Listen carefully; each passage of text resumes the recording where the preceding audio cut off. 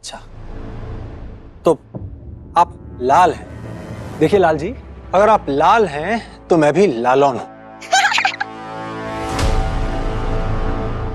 Decorator हूं, 25 लोगों की टीम है, खुद का बिजनेस है।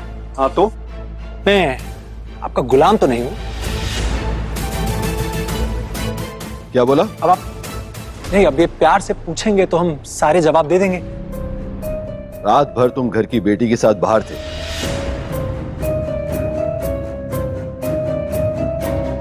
और ये अकड़ के बात क्यों कर रहे हो? तुमसे सवाल भी ना पूछे? अरे आप सब लोग एक बार उसे बोलने का मौका तो दीजिए, उसकी पूरी बात तो सुन लीजिए। हो सकता है अप्पू इसे कहीं सड़क पे मिली हो। बोलो लालुंदा, इफ यू डोंट माइंड, आप बता सकते हैं एग्जैक्टली क्या हुआ? अनिरुद्धा, होना क्या है, मैं बस्ती में रहता हूँ, तो हम बस्ती के सारे लोग यात्रा पे गए थे भोले बाबा के सर पे जल चढ़ाने के लिए। तो इतनी भीड़ थी और ये भीड़ में ना जाने पता नहीं कैसे घुस के पीछे पीछे हमारे आने लगी। और यहीं से अब ललौन फाइनली बताता है बात जो हुई थी, और शायद सबका शक दूर हो जाए। पर बसु परिवार में कमी लोग तमीज से पेश आते हैं। कहाँ गए थे तुम लोग? और कौन से मंदिर में भोले बाबा को जल चढ़ाया था? तारकनाथ के मंदिर में। और ये सुनकर तो सबके आंखें रह जाते हैं खुले के खुले। इतना दूर चली गई अप्पू दीदी अकेले। ओ माँ, वो मंदिर तो बहुत दूर है। अप्पू बेटा, इतनी दूर पैदल चल के गई थी? अरे आंटी, अब दादी जी, बहुत बहुत भीड़ थी उधर, और ये भीड़ में कहां से घुस गए किसी को समझ में नहीं आया। और जब तक समझ में आया तब तक यात्रा बहुत आगे निकल चुकी थी।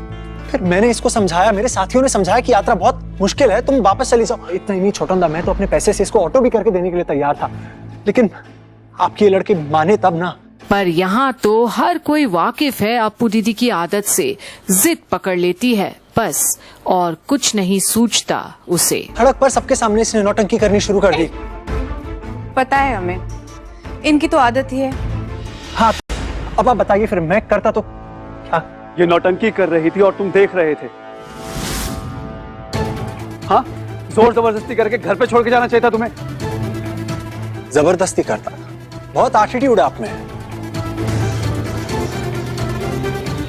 है ना? घमंड।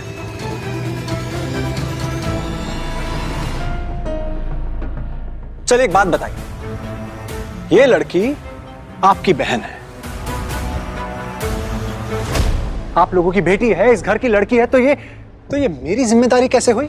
और अब बड़ा सवाल कर लिया आज ललौन ने इन लोगों से, जिनसे तमीज से बात करनी नहीं आती, और ये पढ़ा रहे हैं उसे जिम्मेदारी की पाठ।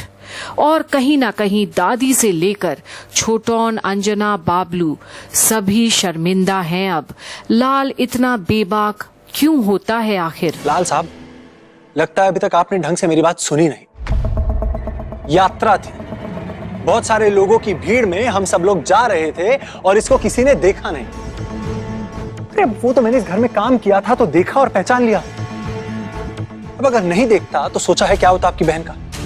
इतनी भीड़ में अकेली रहती। और एक मिनट, आपको क्या लगा कि कोई शादी की बारात जा रही है? अरे यात्रा है, इतने सारे लोग भोले बाबा को जल चढ़ाने के लिए जाते हैं। अब उसमें से एक भक्त भोले बाबा के द्वार पे जाना चाहता है, वापस घर नहीं जाना चाहता, उनकी पूजा करना चाहता है, आशीर्वाद देना चाहता है, तो इसमें ललौन द डेकोरेटर, उसकी क्या हैसियत कि वो उसको मना कर दे? और आज एक मामूली सा डेकोरेटर बसु परिवार को उनकी ही औकात बताता है, वो कितने जिम्मेदार हैं, और वो लोग सिर्फ पैसों के बल पर प्रश्न करते हैं, खासकर जब अप्पू मिल गई। और बात करने का ना एक तरीका होता है। छोटन को देखिए, अनिरुद्धा को देखिए, माहौल को देखिए। अरे आपकी बहन घर वापस आई है, आपको तो मुझे थैंक्स बोलना चाहिए, लेकिन आप जो है मुझसे ये क्वेश्चन आंसर का गेम खेल रहे हैं।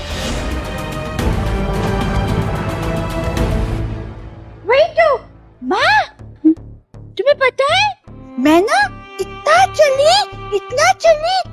कि मेरे पैर दुख गए, और फिर तूफान आया, उसके बाद बारिश आ गई करके मैं बहुत डर गई और फिर मैं बेहोश हो गई ऐसे। पर अप्पू की बात सुनकर किसी का भी दिल धड़क जाए। वो कभी अकेले निकली नहीं, और इतना बड़ा यात्रा अकेले लालौन के सहारे कर लिया उसने। और कितनी खुश है। फिर लालून आया, एकदम हीरो की तरह एंट्री लेके मुझे कंधे पे ले लिया। पता है, वो मुझे कंधे पे लेके चल चल के मंदिर ले गया। फिर उसने मेरा ख्याल रखा। हाँ, अच्छा खाना खिलाया उसने मुझे, फिर पानी दी मुझे। फिर सुबह हम लोगों ने जल चढ़ाया और ये मुझे घर पहुंचाने ले आया। और सच में आप लोग थैंक यू नहीं बोल रहे हो, डांट क्यों रहे हो उसे? पर अब भी सबके नजरों में शक है। वो सब ललोन को शक की नजर से देखते हैं। अकेला रहा वो अपू के साथ रात भर, पर अंजना भावुक है।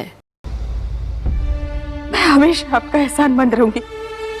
आपने मेरी बेटी को सही सलामत घर पहुंचाया। बस मोदी बस,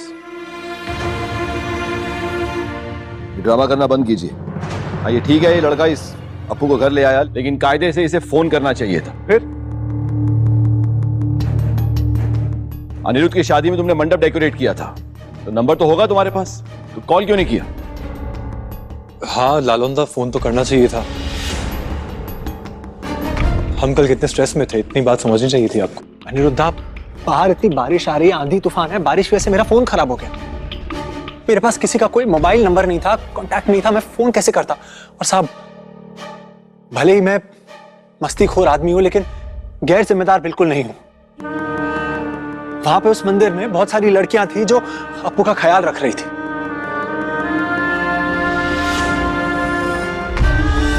अरे अच्छा किया फोन नहीं किया। तुम फोन करते तो अनि आके मुझे लेके जाता, फिर मैं जल कैसे चढ़ाती? हाँ, और ये सुनकर तो अनी भी चौंकता है। अपू इस अजनबी के साथ खुश थी, ललोन उसे अपना लगने लगा, और वो सब पराए क्यों? पर अपू आगे बताती है। और पता है मैंने बाबा से क्या मांगा? पता है आप लोगों को?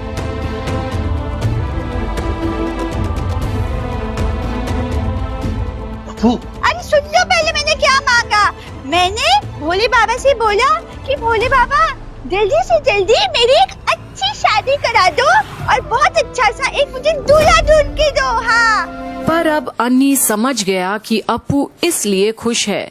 उसे अब उम्मीद है कि भोले बाबा उसे एक अच्छा सा दूल्हा देंगे। पर ललोन अब घबरा जाता है, कहीं उसी का नाम ना ले ले अपू। पता है माँ, भोले बाबा सबकी विश पूरी करते हैं। लालू ने कहा है, बोला था ना तुमने, करते ना पूरी विश। छोटंदा, देखिए मेरा काम अब इधर खलास पे,